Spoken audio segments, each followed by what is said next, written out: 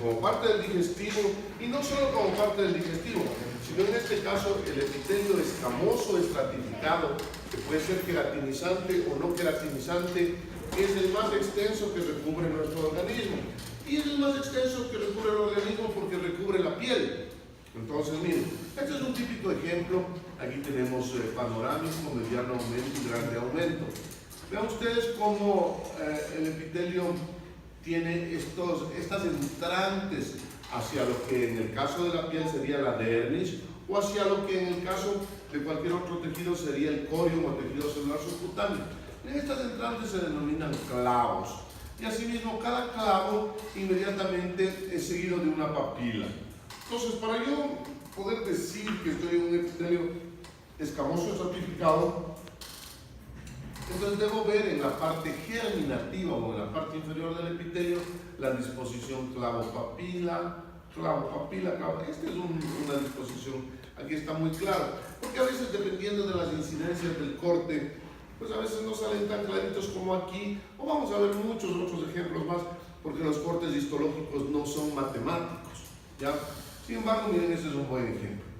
Este es el estrato germinativo o germinal, es decir, aquí nace el queratinocito y vive aproximadamente durante unos 120 días, transcurso que se demora en subir o ascender desde el estrato basal hacia el estrato córneo, pasando por el estrato lúcido y pasando por el germinativo, estrato córneo, estrato lúcido.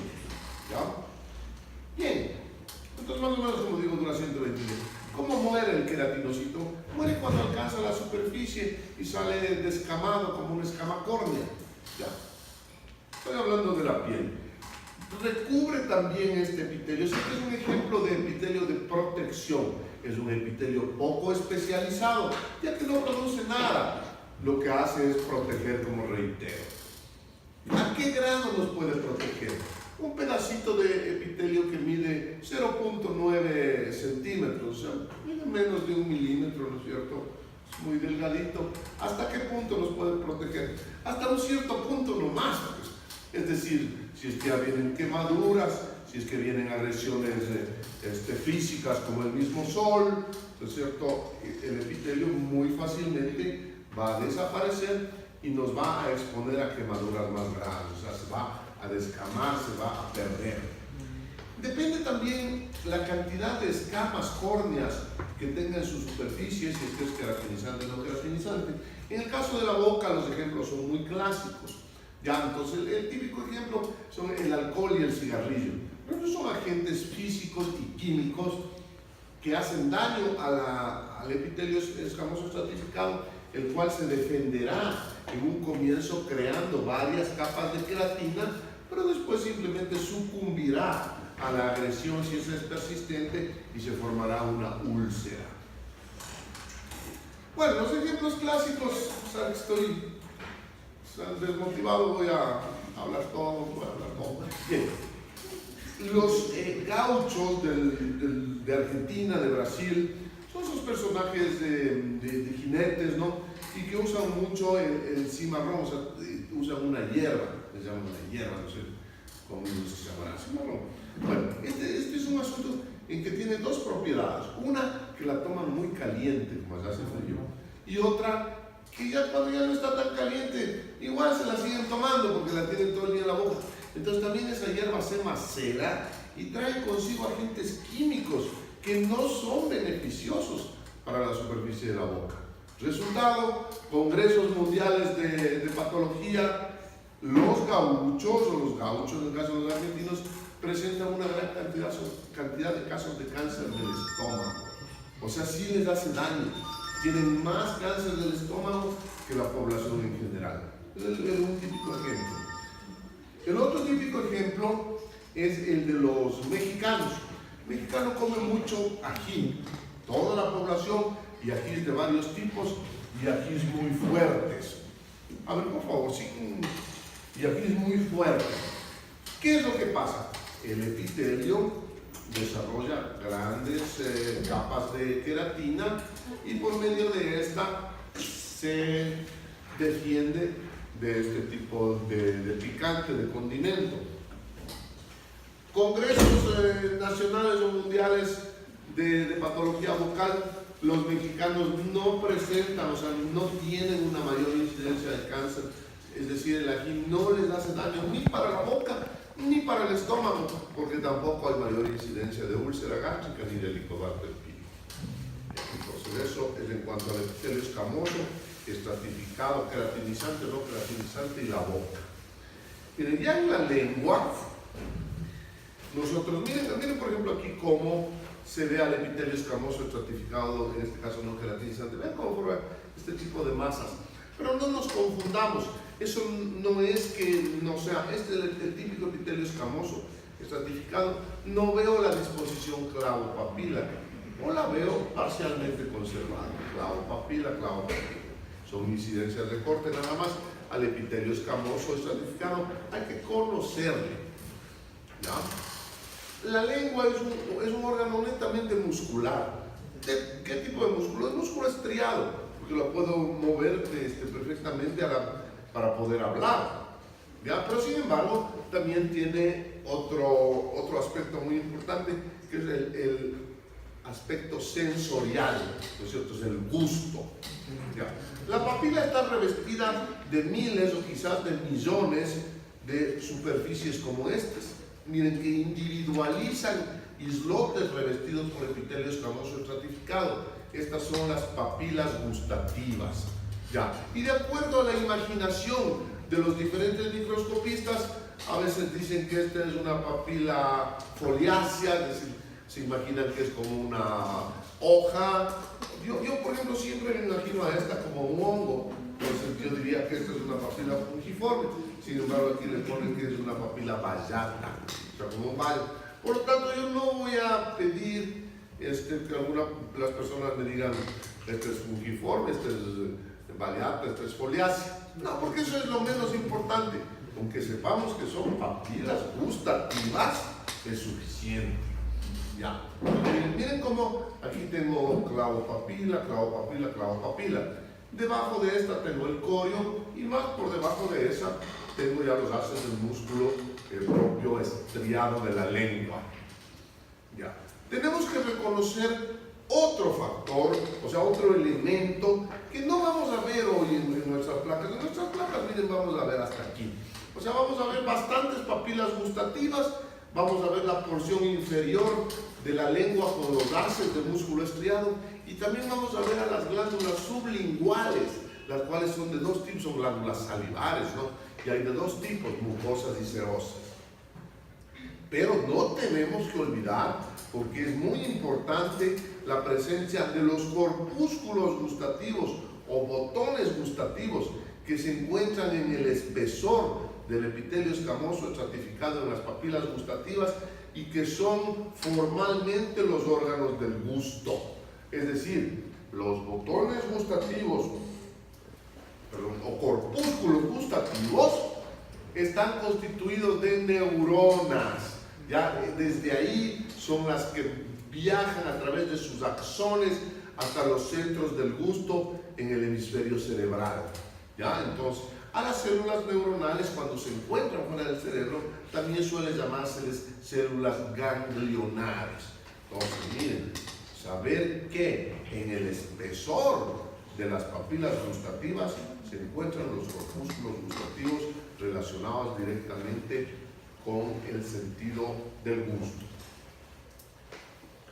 Bueno, dientes.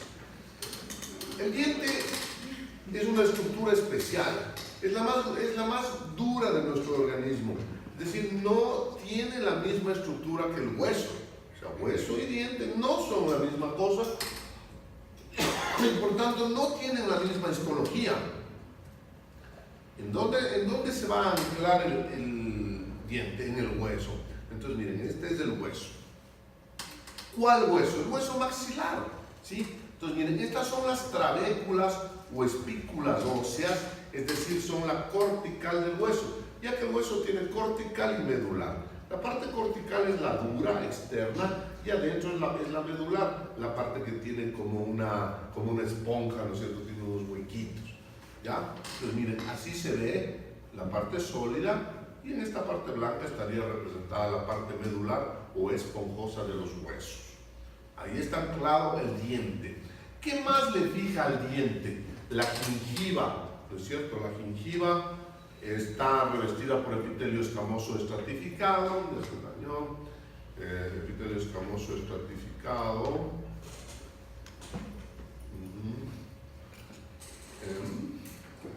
Que puede ser queratinizante o no queratinizante.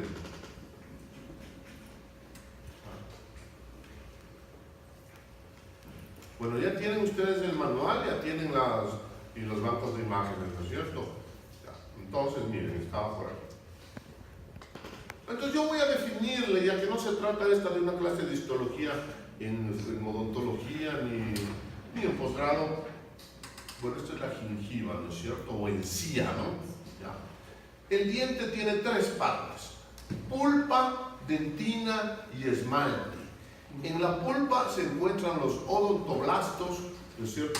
O ameloblastos, que son los que dan origen a las formaciones, a las capas ulteriores del diente. La dentina, a su vez, posee, a veces se le divide en dos porciones: la predentina y la dentina propiamente dicha. Y el esmalte, que es la porción más dura, donde se encuentran cristales de hidroxiapatita, y es la más dura, como reitero, se presentan las líneas de Retzius, que son líneas transversales y paralelas que caracterizan al esmalte. Bien.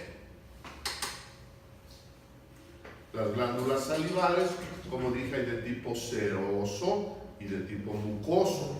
En este caso no vamos a usar esta diapositiva ni la voy a desarrollar, porque vamos a ver las glándulas salivares al final del curso de digestivo, junto con las glándulas grandes del aparato digestivo, o sea, con el hígado y el páncreas. ¿Ya? Bueno, el tubo digestivo propiamente dicho. El tubo digestivo propiamente dicho posee 4 capas o estructuras concéntricas. O sea, digamos, tenemos la luz, ¿ya? Después tenemos mucosa, submucosa, muscular propia y serosa. ¿Ya? ¿Cuál es la diferencia entre serosa y adventicia? Morfológicamente ninguna.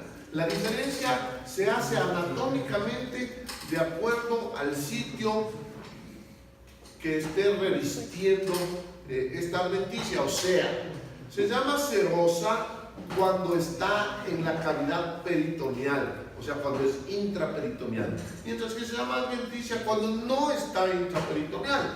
Entonces, por ejemplo, como aquí, como ustedes podrán colegir, yo voy a comenzar por el esófago. El esófago en verdad no posee serosa, porque es un órgano intratorácico. Entonces, la adventicia, la serosa, como reitero, se da nombre cuando ya es intraabdominal.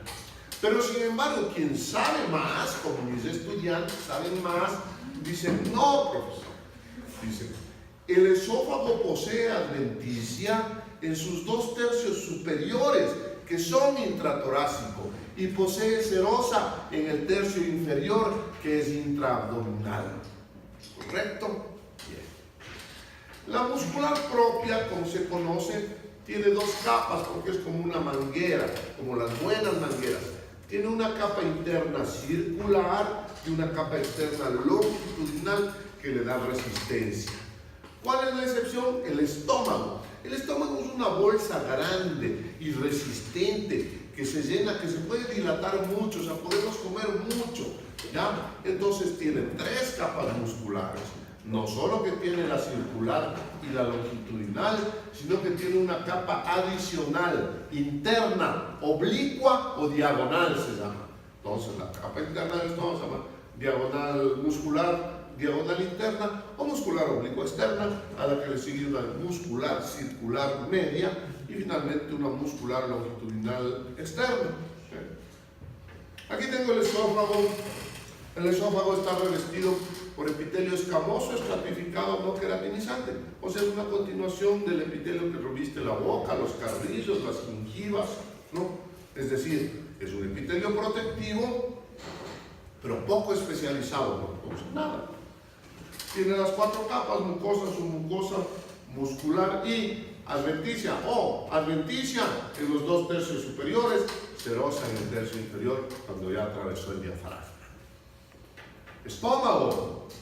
Bien, el estómago ya es más complicadito. A más de que es grande, a más de que posee 3 capas musculares propias, posee varias regiones anatómicas y a su vez varias regiones histológicas. Pero sin embargo no hace mucha diferencia.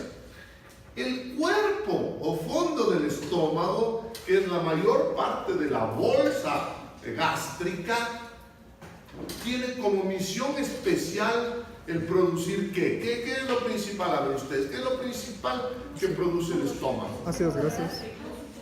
¿Qué es el jugo gástrico? Ácido clorhídrico. Es el jugo gástrico. Es el ácido clorhídrico. Es un ácido fuerte que degrada los alimentos. O sea, es la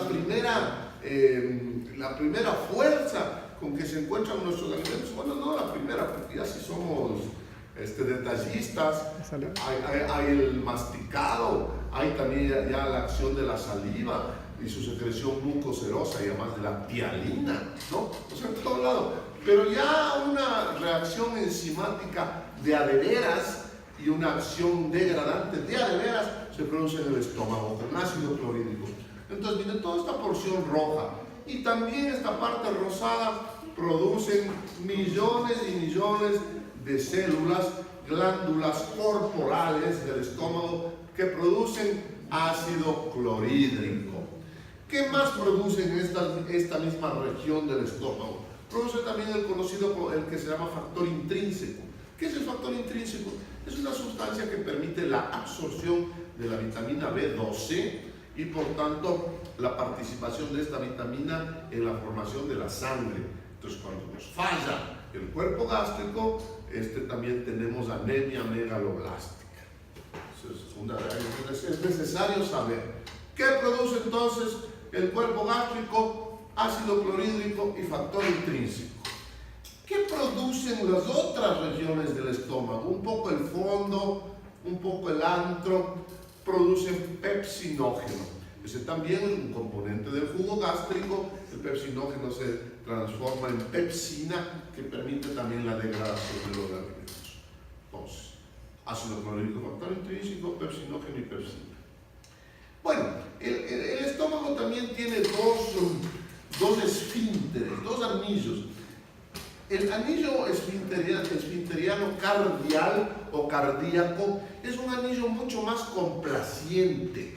O sea, yo puedo comer y beber gran cantidad, un gran volumen de alimentos, un gran volumen. Y el estómago se va a poner así, pero no va a pasar comida sin digerir al duodeno. No va a pasar, porque el píloro, o sea, el esfínter de la parte terminal del estómago se me va a cerrar así. Es decir, no pasa nada por el píloro mientras no esté degradado. Entonces, ¿qué hace el estómago? El estómago se dilata. ¿Hasta cuándo? Hasta cuando avancemos. ¿Qué es lo más que nos puede pasar? Que vomitemos, ¿no? Pero por el píloro no pasa la comida sin digerir. ¿Ya? Entonces, el esfínter cardial o cardíaco es un esfínter complaciente, mientras que el esfínter pilórico es un esfínter fuerte y muy espenosante. Por tanto, ¿cuál va a ser la composición histológica gástrica? Miren, porque aquí va a tener el ácido clorhídrico y el pepsinógeno. Acá ya no. Porque, ¿qué va a dominar en la secreción gástrica aquí? Va a dominar el moco. Ya, porque el antro gástrico, como su nombre lo indica, es una especie de tubo, ¿no es cierto?, en donde el estómago ya se acorta y se hace más delgado. Es un corredor por el que va a pasar el kilo. ¿Ya? Entonces, ¿qué es lo que voy a necesitar para que el kilo pueda atravesar el píloro? Primero, que la comida esté degradada. Y segundo, que haya bastante moco. O sea, que se lubrique bien. ¿Entienden? El moco, cuyo nombre bioquímico es la mucina, es un compuesto que produce lubricación. Entonces, aquí en el antro van a haber miles de millones de glándulas mucosecretoras con el objeto de que pueda atravesar la comida. Cuando la comida no atraviesa, cuando hay una mala lubricación, tanto gástrica como intestinal, viene a presentarse graves problemas. Es decir, cuando la comida se atranca, el intestino se vira, se forman lo que se llaman vólvulos, lo que se llaman intussuscepciones, lo que se llaman torsiones. Si el intestino se tuerce por falta de lubricación, ustedes van a presentar un dolor de barriga que les va a mandar al hospital y del que no les va a librar nadie si es que no les abre un cirujano. O sea, si se torció el estómago, el intestino delgado o el colon, señores, no nos salva nadie sino el quirófano. Si no tenemos quirófano, en 2 o 3 días estamos muertos. ¿Ya? Entonces, miren la importancia de las glándulas mucosecretoras que poblan por miles y millones al aparato digestivo. Aquí tenemos las capas del estómago. No me he referido todavía a la muscularis mucosae. La mucosa de todo el aparato digestivo tiene 3 elementos: el epitelio, el corium y la muscularis mucosae, que es una pequeña lámina de tejido muscular que delimita la mucosa de la submucosa. Después tenemos la mucosa, por debajo tenemos las musculares propias, que ya les dije que son 3. Entonces tengo aquí la muscular oblicua interna, muscular circular media, muscular longitudinal externa y la serosa. Bien, aquí tenemos otra vez, ya serían las criptas o foveolas gástricas. Aquí está, es un enfoque solo de la mucosa, es decir, esto es la mucosa, esto es el corium o lámina propia, y es la muscularis mucosae. Aquí ya les tengo un poquito más grandes. Miren, en la región, en el cuerpo y en el fondo, como dije, es donde se produce el ácido clorhídrico, y tenemos la presencia de las células principales, las células parietales, las células enteroendófilas y también células madre o stem cell. Ya, las que son de fundamental importancia son estas 3 primeras. Son las células mucosas del cuello, que producen mucina para que lubrique. Segundo, las células principales son las que producen pepsinógeno. Y tercero, las células parietales, que son las que producen ácido clorhídrico y factor intrínseco. Bueno, mira, aquí tengo un dibujo en grande aumento. Las células parietales son estas grandes de citoplasma eosinófilo y son las que producen el ácido clorhídrico y el factor intrínseco. Y las pequeñas o basófilas son las parietales que producen pepsinógeno. Vamos, banco de imágenes.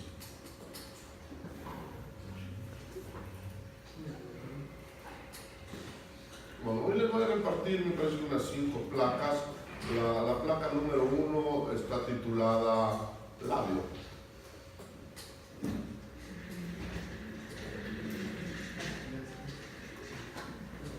Bueno, entonces esta es la placa, ¿no? Entonces, miren, aquí tenemos el labio, esto es un pequeño momento, desde luego, y está revestido por epitelio escamoso estratificado, queratinizante o no queratinizante. Tomemos en cuenta que, seamos hombres o seamos mujeres, en el borde libre de los labios tenemos pelitos. Entonces hay unos pelitos, entonces son estos. El pelo se llama en histología folículo piloso, tiene 2 vainas radiculares, pero el pelo en general está compuesto de queratina. Ese es lo que es un pelo. También, cada pelo tiene anexa a su raíz varias glándulas. ¿Glándulas de qué tipo? Glándulas sebáceas. O sea, pues, está claro, producen sebo y pues si no nos lavamos el pelo, se nos comienza a formar una capa de seborrea en el cuerpo cabelludo, en la piel, ¿no? Miren, este de aquí, en cambio, es el músculo estriado del vermelión de los labios, que también lo movemos a voluntad. En esta misma placa, y de una manera muy artística, el técnico le ha montado al diente. Entonces, ¿recuerdan qué era esto? Esto era el hueso. Entonces, la parte trabecular del hueso maxilar, en donde está anclado el diente, que es este. ¿Ya? Entonces, ahí miren, hago una foto, viro la cámara y hago una foto con el momento y veo epitelio escamoso estratificado. Miren las láminas de queratina arriba, queratinizante. Aquí tengo clavo papila. Tengo los pelitos que describí. Esta es la vaina radicular del pelo y estas son las glándulas sebáceas que son anexas a cada uno de los pelos. Esto que se ve de celeste es tejido conectivo o colágeno y lo que se ve de rojito son vasos sanguíneos. Bien. Aquí le viro a través de la cámara, ya no me sale tan bien el aumento, pero reconozco al epitelio, reconozco a la queratina, reconozco al clavo, reconozco al tejido conectivo, a los vasos y reconozco a las glándulas sebáceas que son anexas del pelo. Que hago un gran aumento, así es como hay que ir, pequeño aumento, mediano, grande, y miren, y veo esta que es la glándula sebácea anexa al pelo con su núcleo y con su citoplasma. En el citoplasma se encuentra la secreción sebácea. Ahora voy con el diente. Este es el hueso y el diente tiene tres partes, como ya les dije. ¿Cuáles eran? A ver quién se acuerdan las partes. La pulpa, la dentina. Ya, bien, entonces miren aquí. Pulpa, dentina y esmalte. En la pulpa se encuentran los odontoblastos, que son los que dan origen a todo lo demás. Miren aquí cómo me coge dos tintes, dos formas tintoriales. Entonces yo diría que la azul es la predentina y la roja es la dentina. Y finalmente el esmalte es el celeste con las líneas de Retzius, que son estas paralelas que se encuentran ahí en la superficie. Aquí hago este aumento grande y digo pulpa, odontoblastos, predentina, dentina, esmalte, líneas de Retzius. Otra vez hueso, diente, tejidos blandos de la región periapical. Músculo estriado, que era el vermellón de los labios. Cambio de placa. Lengua. ¿Cuáles son los elementos que tenemos de lleno a la entrada de la superficie de la lengua, del dorso de la lengua, por tanto, las papilas gustativas? Entonces esta es una papila gustativa. Estas son las papilas gustativas de las que se llama de tipo filiforme, son como espuelas de gallo. Y miren, y este penacho es queratina, tiene un penacho de queratina. Aquí miren otra vez, le hago un pequeño aumento y veo a la lengua y al epitelio escamoso estratificado. Miren, no queratinizante, lo azul son tejidos blandos, o sea, conectivo básicamente. Y miren este gran vaso sanguíneo que corre de manera transversal, de manera longitudinal, perdón por el corte. Ya veo dos tipos de glándulas. Miren, aquí hay unas glándulas que son del tipo seroso. Estas también son serosas. Aquí en cambio ya veo la transición entre las glándulas salivales sublinguales serosas y las glándulas salivales sublinguales mucosas. ¿Cuál es la diferencia? Bueno, morfológicamente, sí, estas pueden ser más grandes. ¿Qué contienen? ¿Ya? Las glándulas mucosas contienen un material de tipo viscoso, de tipo oleoso y más amarillento y más lubricante que las serosas. Entonces, son más densas que el agua, digamos. Mientras que las serosas contienen una secreción tipo acuosa, transparente y menos viscosa. O sea, las glándulas serosas tienen una secreción muy similar a las lágrimas, ¿ya? Mientras que las secreciones mucosas es una secreción más viscosa y viene mezclada, ¿no? Pero bien puede venir en el moco de la nariz o en la de la misma boca, porque si ustedes ven que hacemos así, o sea, la saliva, las babitas también lubrican, ¿sí? Y es por su contenido también mucinoso. Aquí está la gran cantidad de haces de tejido muscular estriado, rodeando un islote de glándulas de tipo ¿qué? Serosas. Ya aquí tengo, miren, papilas gustativas, 1, 2, 3, 4. Aquí tengo el corión y aquí tengo el músculo esquelético. Papilas gustativas, aquí tengo el músculo, pero veo también que hay glándulas, ¿no? ¿Qué tipo de glándulas? Estas son de tipo seroso, mucoso. Las que tal vez ustedes dijeron son más grandes, son mucosas, son más claras, más transparentes y estas más pequeñas son las serosas o secreción tipo lágrima. Bien, glándulas mucosas, glándulas serosas. Miren, como en un solo campo tengo la transición entre las dos. Papila gustativa. Aquí dice hacer un aumento de en el que se quería sacar las estriaciones del músculo de la lengua, pero no lo conseguí. Entonces me quedé mejor en este aumento. Este es el músculo estriado de la lengua. Esófago. En el esófago tengo las 4 capas. Entonces tengo, miren, un epitelio, un corium o lámina propia y musculares mucosae. Los 3 elementos conforman la mucosa. De ahí tendría la submucosa, muscular circular interna, muscular longitudinal externa, adventicia. Repito, la mucosa constituida de 3 partes: epitelio, corium y musculares mucosae. Después la submucosa, después viene la muscular propia, constituida de muscular circular interna y muscular longitudinal externa, y finalmente la adventicia. Miren, estos son los vasos sanguíneos que se encuentran en la submucosa. Aquí puedo repetir. Aquí tengo el epitelio. Miren cómo la musculares mucosae es esta roja. Pues entonces se lee bastante bien. Inmediatamente por debajo de esta blanca, con estos vasos grandes, es la submucosa. Vean también cómo es fácil ver la dirección que lleva la muscular circular interna de la muscular longitudinal externa. Bien, en la adventicia veo estos elementos son nervios. Ya miren cómo es fácil diferenciar de vasos sanguíneos, porque son sólidos, no son rojos, no tienen lumen, y porque tienen un revestimiento que se llama epineuro. Lo demás es tejido conectivo, vasos sanguíneos, y también hay tejido adiposo. Estoy en el esófago. Y de ahí me doy gusto tomándole fotos al esófago. ¿Cómo se llamaba esta? Musculares mucosae o muscular de la mucosa. Entonces esta sería la submucosa. Bien, miren aquí hago otro. Aquí tengo el epitelio escamoso estratificado. Miren, no queratinizante. Estoy en el esófago, ¿ya? Y vean, este es el estrato germinativo. Aquí nace el queratinocito y muere acá arriba. Tengo los estratos germinativo, córneo, lúcido y córneo. ¿Ya? Aquí tengo vasos sanguíneos. ¿Esta sería cuál? La muscular mucosae. Bueno, aquí sí ya no me avanza a salir la muscular mucosae. Entonces esto sería ¿qué? Es parte de la mucosa, sí, pero esto es el corium o lámina propia. Todo lo que se encuentra por debajo del epitelio es corium. Aquí me avanza a salir hasta cuál. Este vaso grande, ¿en qué estrato estaría? ¿En cuál?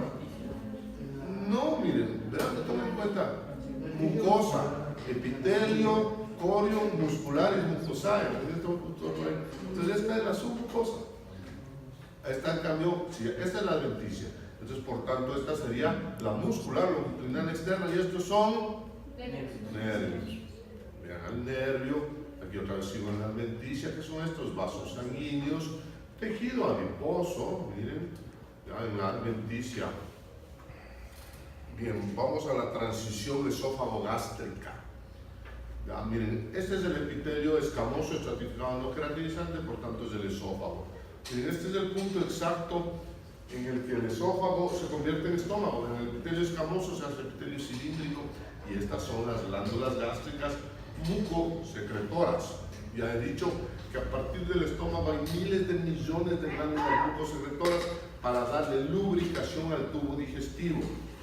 Entonces, miren, aquí tengo ya el estómago en pleno. Este rojo es el cardias. Miren, está envolviendo a estos elementos. Estas son las glándulas subcardiales. ¿Qué secretan las glándulas subcardiales? Una solución alcalina para contrarrestar la acidez gástrica y que no se ulcere. Miren, aquí le hago un pequeño aumento. Miren, todo esto es toda la pared del estómago. Miren, aquí está la muscular mucosae. Miren, y aquí están las 3 capas del estómago: la longitudinal, la diagonal interna, la circular media y la longitudinal externa. Por tanto, el diafragma es un anillo que abarca por fuera al estómago. Desde afuera le coge, y ahí tenemos a las glándulas subcardiales. O sea, no es parte de la histología del estómago. ¿Esto qué era? La unión esófago-gástrica. Esófago y aquí el estómago. Miren, en un punto exacto esa foto necesito que todos ubiquen, la transición esófago-gástrica. Aquí otra vez toda la pared, este es el diafragma y estas son las glándulas subcardiales. Aquí ya estoy en el fondo del estómago, o sea, y en el cuerpo del estómago. ¿Qué secreta el cuerpo del estómago? Ácido clorhídrico. Por tanto, estas son las células parietales y principales que secretan tales sustancias. Las parietales secretan ácido clorhídrico y las principales factores de pepsinona. Bien, si es que digo que esta es la mucosa del estómago, esta es la muscularis mucosae y esta es la submucosa. Y aquí estoy otra vez en la mucosa, estoy tratando de hacer diferentes fotos de las células parietales y principales, de la muscularis mucosae y de la submucosa. Miren, aquí tengo musculares mucosae, submucosa. Por tanto, diagonal interna, circular media, longitudinal externa, las capas de la muscular propia del estómago. Aquí están otra vez. Y aquí finalmente consigo un grande aumento de las células parietales, ¿no es cierto?, que son estas grandes y secretan ácido clorhídrico, y de las principales, que son estas pequeñas y secretan factor intrínseco. Vamos, placas.